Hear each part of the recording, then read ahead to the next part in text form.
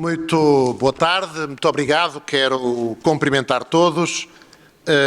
Sendo um evento com público, em parte ou maioritariamente brasileiro, eu peço sempre, ultimamente, pergunto sempre, nem espero que o meu sotaque, entretanto, bastante minoritário, português, permita a nossa compreensão e que não falo de forma demasiado fechada. Mas quero felicitar a organização do 10º Fórum Jurídico de Lisboa pelo nível das intervenções e dos convidados, agradecer o convite.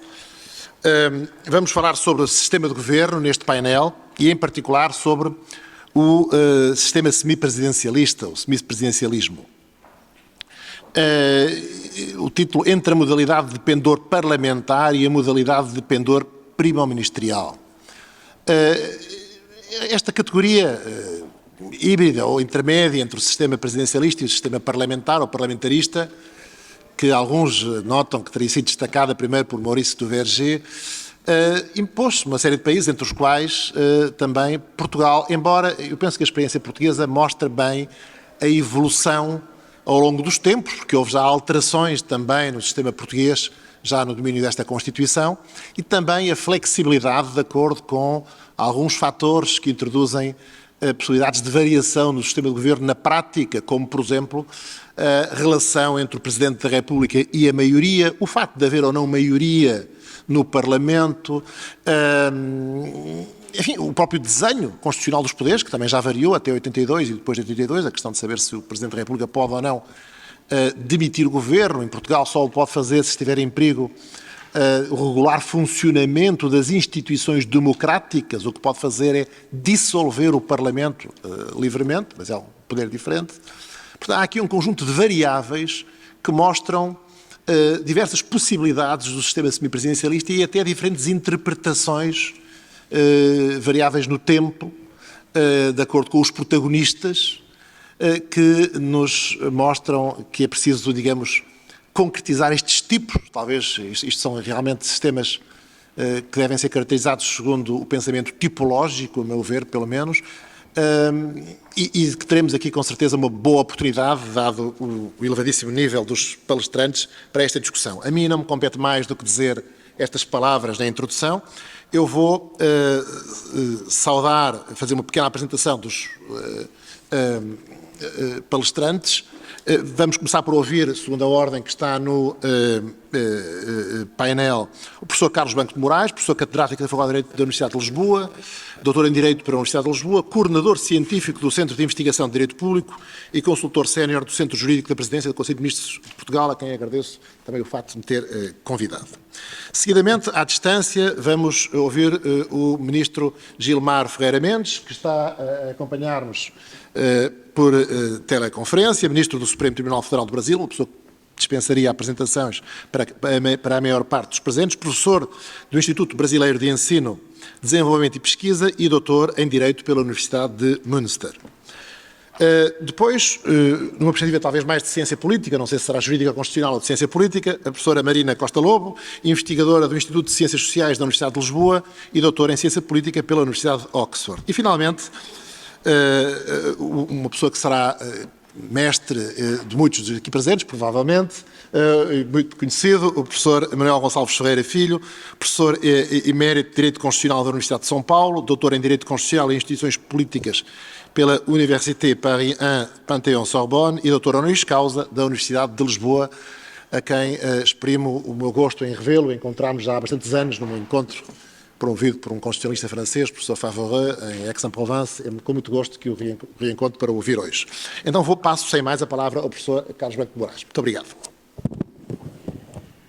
Muito obrigado, Sr. Professor. Eu gostaria, em primeiro lugar, de saudar os membros da mesa, na sua pessoa. O professor Paulo Mota Pinto, como sabe, foi um ilustre juiz do Tribunal Constitucional, é professor catedrático da Faculdade de Direito da Universidade de Coimbra e também líder parlamentar do Partido Social Democrata.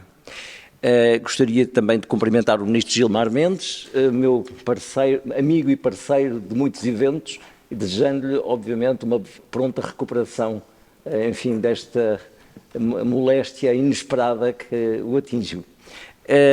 Uma palavra também muito amiga ao professor Manuel Gonçalves Ferreira Filho, que é o meu mestre há muito tempo no plano de Direito Constitucional, para além de amigo, e também uma palavra à professora Marina Costa Lobo, que é politóloga e também, enfim, está no topo da investigação na área da ciência política, saudando também a instituição de que é originária. Ora bem, o semipresidencialismo tem sido discutido, de saúde, obviamente, a assistência a este Congresso. O semipresidencialismo tem sido discutido nos últimos fóruns Portugal-Brasil, nos últimos 4 anos, quanto à possibilidade teórica e também prática, dado que parece que haver uma PEC nesse sentido, um projeto de PEC nesse sentido, no sentido da ajustabilidade ao sistema político brasileiro, que teria enfim, segundo muitos politólogos e constitucionalistas, seria marcado por uma crise no chamado presidencialismo de coalizão.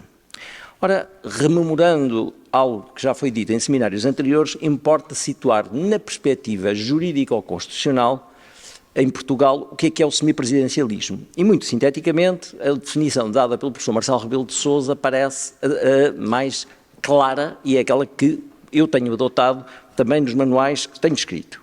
O Presidente da República tem que ser eleito por sufrágio universal, tem que haver uma diarquia entre o Presidente da República e o Primeiro-Ministro, portanto o Presidente não preside diretamente ao Governo, com, digamos, lateralização de um Primeiro-Ministro, terá de haver uma dupla responsabilidade institucional ou política do Governo, tanto ante o Presidente da República como perante o Parlamento, que não quer dizer que seja simétrica, pode ser uma responsabilidade assimétrica, e o Presidente da República terá poderes arbitrais e moderadores minimamente relevantes, sendo o mais relevante de todos o poder de dissolver o Parlamento, que em alguns sistemas é mais limitado, noutros sistemas, como o português e o francês, sob o ponto de vista jurídico, implica uma liberdade expressiva. Muitos outros sistemas, e aí temos talvez algumas divergências com os politólogos, que algumas vezes, e também com alguns constitucionalistas, como o Dr. Reis Mais, que muitas vezes são carismados de semipresidencialismo, como é o caso da Irlanda, da Islândia, de alguns países dos Balcãs, que são, em que o Presidente é eleito por sufrágio universal. Os sistemas, na prática, não têm estas características, não são semipresidencialismos, são, efetivamente, parlamentarismos com arbitragem presidencial e com um Presidente eleito por sufrágio universal. O Presidente não tem poderes moderadores, efetivamente, reais. Relativamente ao Brasil, eu não vou, que não é o meu tema principal, vou falar mais sobre o semipresidencialismo em Portugal, mas não deixarei de repetir aquilo que disse o ano passado numa entrevista ao Estado de São Paulo. É possível ou não, em tese, o semipresidencialismo poder ser introduzido no Brasil? A minha opinião mantém-se. Sim, mas, ou seja, o semipresidencialismo poderia funcionar, no meu entendimento, e posso estar errado, se houvesse uma reforma eleitoral drástica, que reduzisse muito significativamente o número de partidos políticos no Congresso. Em segundo lugar, a criação de um semipresidencialismo onde o Presidente da República tivesse poderes efetivamente relevantes de natureza moderadora, como o veto qualificado, a dissolução da Câmara de Deputados, embora eventualmente com limites. Eu sei que isso é um problema que causa, enfim, alguma resistência entre os parlamentares, mas isso é um pressuposto do semipresidencialismo, e, obviamente, responsabilidades, como em França, na área da política externa e da defesa. Em terceiro lugar, a possibilidade da consagração de uma moção de censura parlamentar ao Governo, de preferência maioria qualificada, para não haver precisamente um sistema de quase de um Governo a cada 3 meses, realidade que muitas vezes sucede relativamente a moções de censura demasiado ágeis. E, finalmente, eu direi que uma quarta característica que não está nas mãos da engenharia constitucional, que é, de facto, a existência face a face de um Presidente da República e de um Primeiro-Ministro que não sejam oriundos dos extremos políticos, o que é algo que, de facto, está nas mãos do eleitorado e, talvez, nas mãos de Deus. E, portanto, é imprevisível. Dito isto, como é que o semipresidencialismo tem funcionado na Europa? Eu podia estar a referir-me à forma como tem evoluído em países como a Polónia, como a Ucrânia, onde, digamos, o semipresidencialismo se presidencializou devido à guerra, na Roménia, onde tem havido alguma instabilidade, enfim, com uma intervenção do Presidente da República, marcante. Neste momento, o Primeiro-Ministro é um general na reserva, já com vários governos que se sucedem, mas eu acho que é, sobretudo, útil examinar a evolução de dois presidencialismos distintos, que é o francês e a recente evolução do semipresidencialismo francês e, finalmente, o português.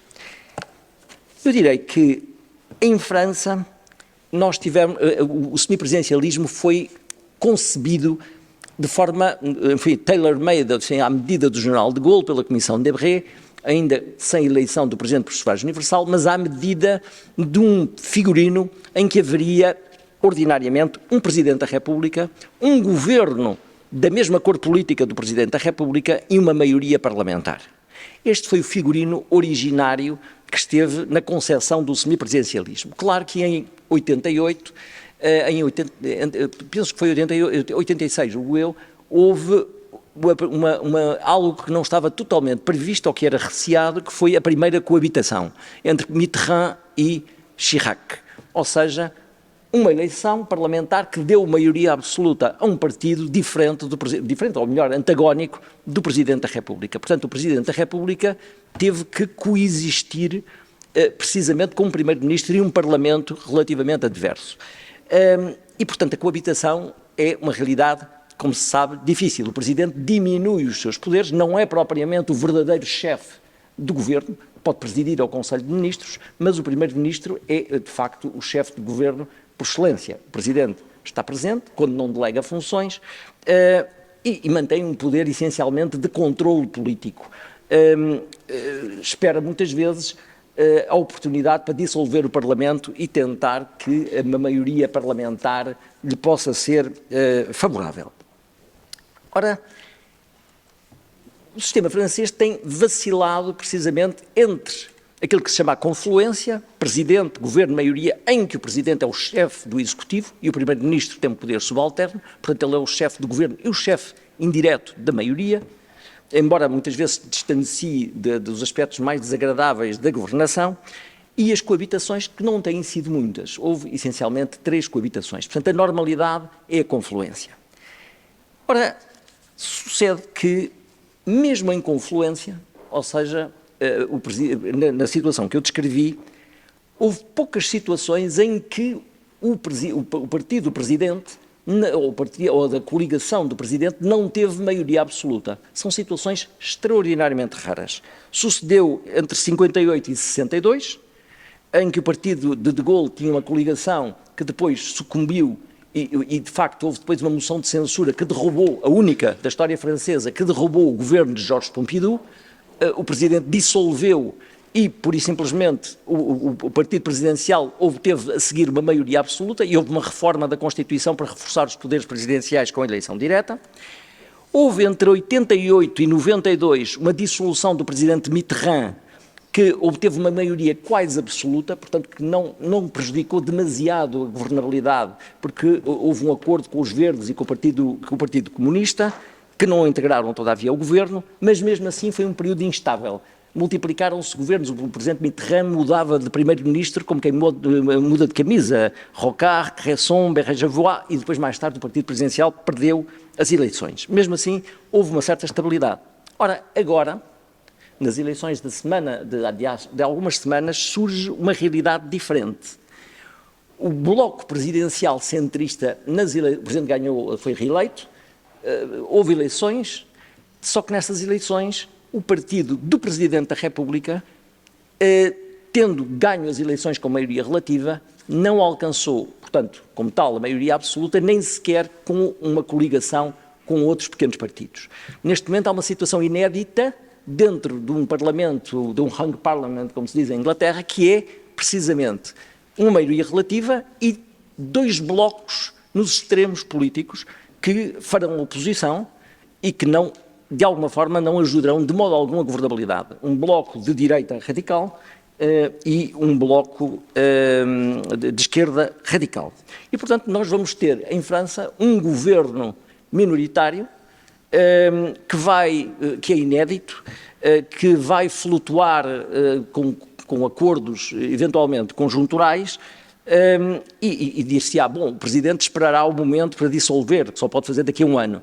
Bom, mas daqui a um ano nada nos garantirá que o Presidente até que possa ganhar as eleições, porque a guerra da Ucrânia está a trazer, enfim, ao país problemas económicos, a todos os países europeus, problemas económicos significativos e, portanto, haverá protestos de rua e uma oposição particularmente não dócil. Isto para dizer que que o sistema que eu recomendei, enfim, nos debates e inclusive na entrevista ao Estado de São Paulo, que seria eventualmente o sistema mais afeiçoado àquilo que poderia ser uma mutação do sistema brasileiro, isto não significa que o sistema funcione de uma forma perfeita e que não haja propriamente buracos negros precisamente no sistema que melhor funciona. Portanto, os sistemas, por vezes, em função da vontade do eleitorado, pregam-nos estas partidas, e a França está numa situação em que se fala já em governabilidade e um pouco no presidente Júpiter, que estaria a empalidecer.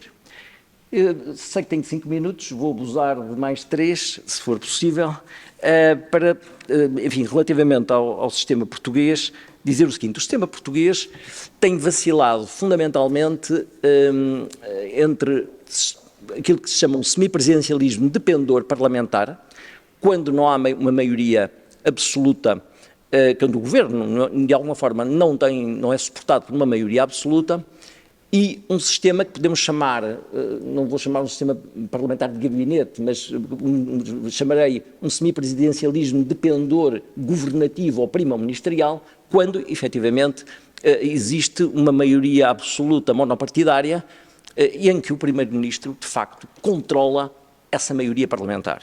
E aparece muitas vezes, digamos, esse controle significa muitas vezes aquilo que se chama um parlamento carimbante. O Presidente dá ordens aos chefes de bancada e, de alguma forma, a maioria parlamentar é dócil. Portanto, o Governo, no fundo, pode fazer um pouco aquilo que pretende e aquilo que quiser. Esta é uma das variantes da maior estabilidade ou instabilidade do sistema português. Claro que também há outra variante importante, que são a existência de confluências ou coabitações.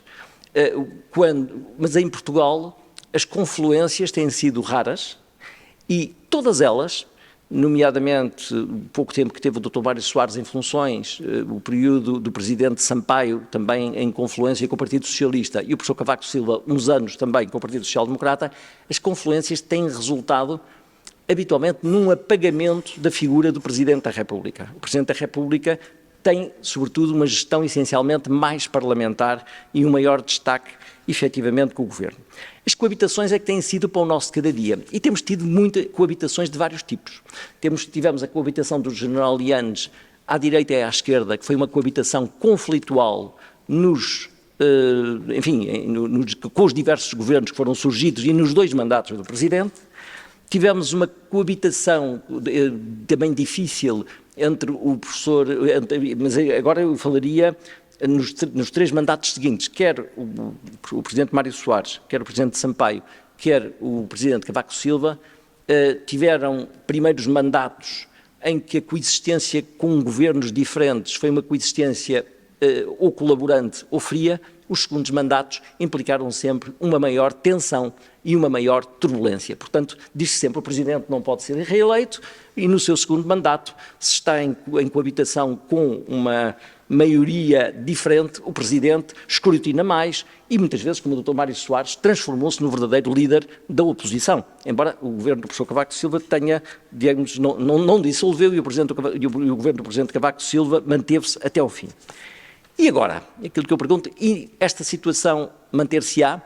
Nós vivemos, e eu usaria os meus últimos 3 minutos para fazer apenas uma menção a este aspecto, nós temos tido aquilo que nós chamamos uma coabitação de veludo que é inédita.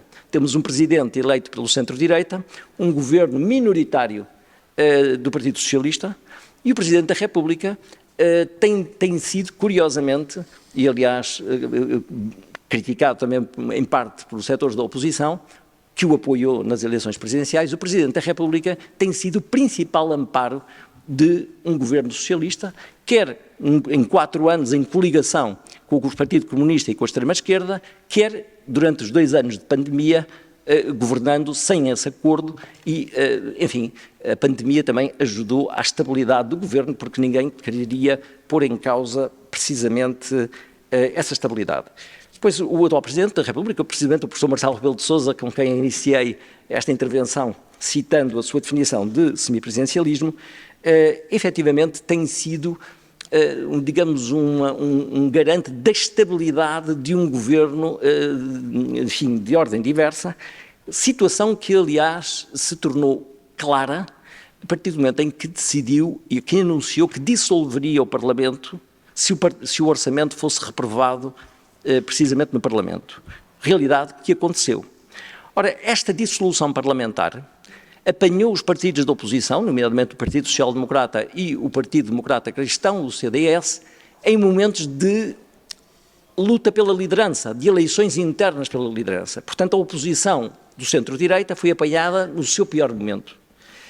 Os partidos de esquerda e extrema-esquerda foram responsabilizados pelo chumbo do orçamento e o Primeiro-Ministro passou de uma maioria relativa a uma maioria absoluta. Portanto, quem favoreceu a maioria absoluta do Partido Socialista, onde houve uma transferência clara de votos da extrema-esquerda e da esquerda para esse mesmo partido, foi efetivamente o Presidente da República. Claro que eu direi que não há bela sem senão, não sei para quem é que é a bela e o senão, mas o facto é que, neste momento, o facto do Primeiro-Ministro, que é um político particularmente habilidoso e inteligente na forma de acesso e conservação do poder, o Primeiro-Ministro, neste momento, acaba por ter um controle efetivo sobre o Parlamento e sobre a vida política portuguesa. Isto tem como consequência que o Presidente da República passa a ter um papel muito mais apagado.